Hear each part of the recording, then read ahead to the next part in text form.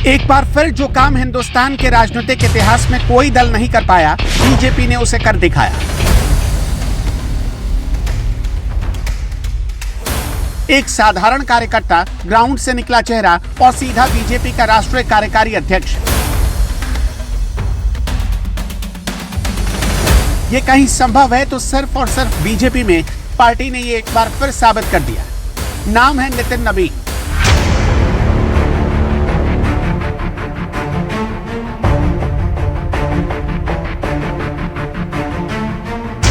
बिहार सरकार के मंत्री, बिहार की सियासत के अजात शत्रु और बिहार की सियासत के अजय चेहरे।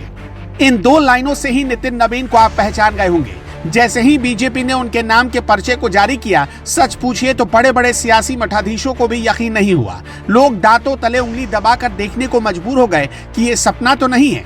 खबर थी कि बिहार के मंत्री नितिन नवीन को बीजेपी का राष्ट्रीय कार्यकारी अध्यक्ष बना दिया गया। सच पूछिए तो बीजेपी के बड़े बड़े नेताओं को भी कुछ देर के लिए लगा कि ये टाइपो है, छापना होगा नितिन गडकरी का नाम और छप गया होगा नितिन नवीन का नाम। लेकिन बाद में पता चला जहां खुद अमित शाह बैठते हों, जिस फैसले पर खुद मोदी मोहर लगाते हों, उसमें टाइपो की कोई गुंजाइश रत्ती भर में नहीं होती। और जैसे ही कंफर्मेशन आया, पटना के बीजेपी ऑफिस में मिठाइयां बंटने लगी, लोग पटाखे फोड़ने लगे। हम आगे आपको बताएंगे कि बीजेपी के पास तो एक से एक दिग्गज नेता थे, युवा नेताओं की फौज थी। फिर बिहार के एक ऐसे नेता को ही क्यों चुना गया जो लाइमलाइट से बहुत दूर रहता हो। लेकिन उससे पहले इतना जान लीजिए कि नितिन नवीन के नाम के ऐलान के बाद बिहार बीजेपी के कार्यकर्ताओं में जितनी खुशी थी, उतना ही मातम पसरा था कांग्रेस खेमे में। जानते हैं क्यों? नितिन नवीन की उम्र करीब 45 साल है और उनके नाम का ऐलान करके बीजेपी ने खुद के इतिहास में एक स्वर्णिम अध्याय जोड़ लिया। वो कैसे? दरअसल बीजेपी में एक परंपरा रही है कि कार्यकारी अध्यक्ष ही आगे चलकर राष्ट्रीय अध्यक्ष बनता है। जैसे जेपी नड्डा को भी पहले कार्यकारी अध्यक्ष ही बनाया गया, लेकिन बाद में उन्हें राष्ट्रीय अध्यक्ष की जिम्मेदारी दे दी गई। इसका एक मतलब ये हुआ कि नितिन नवीन आगे चलकर राष्ट्रीय अध्यक्ष भी बनेंगे और अगर ऐसा हुआ तो बीजेपी के इतिहास के सबसे युवा राष्ट्रीय अध्यक्ष कहलाएंगे।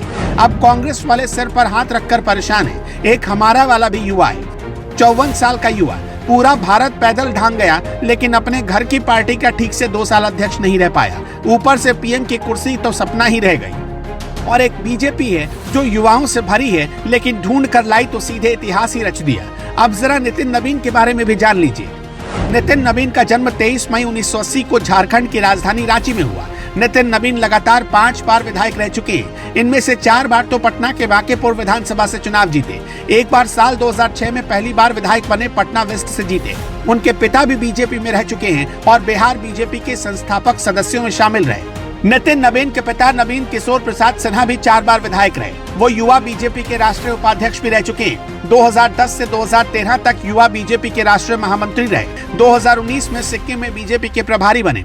2021 से 2024 तक छत्तीसगढ़ बीजेपी के प्रभारी रहे। 2020 में नितिन नवीन ने बांकीपुर में शत्रुघ्न सिन्हा के बेटे लव सिन्हा जैसे हाई प्रोफाइल उम्मीदवार को पटखनी दी।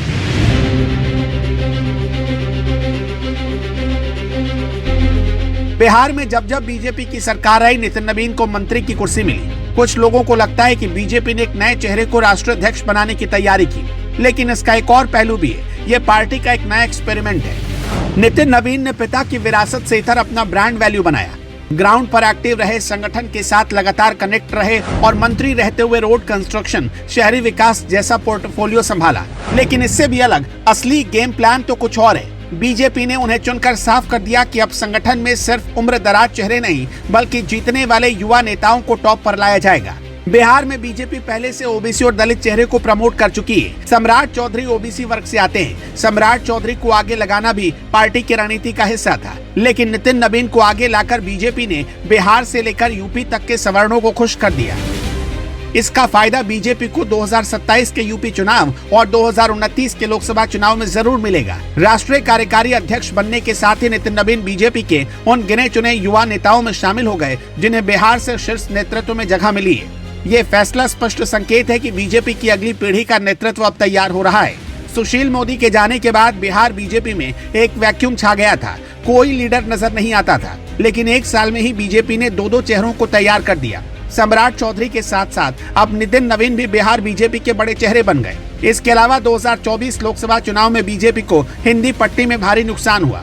खासकर बिहार, उत्तर प्रदेश और राजस्थान में बीजेपी ने इस हार से बहुत बड़ी सीख ली कि सवर्णों को नजरअंदाज मत करो और इससे भी बड़ी बात कि नितिन नवीन का चुनाव मोदी शाह की उस नीति का हिस्सा है जिसमें ऐसे नेताओं को आगे बढ़ाया जाता है जिनका कोई बड़ा विरोधी धड़ा न हो और जो केंद्रीय नेतृत्व के प्रति पूरी तरह समर्पित हो। नितिन नवीन की पहचान एक ऐसे नेता की है जिसने बिना किसी खेमेबाजी के केवल पार्टी के लिए काम किया, इसीलिए उन्हें बिहार का अजात शत्रु भी कहा जाता है। खैर, आप में से कितने ऐसे लोग हैं जो ये मानते हैं कि नितिन नवीन को राष्ट्रीय कार्यकारी अध्यक्ष बनाकर बीजेपी ने एक गेम चेंजर दाव खेला है? हमें कमेंट बॉक्स में जरूर बताइएगा।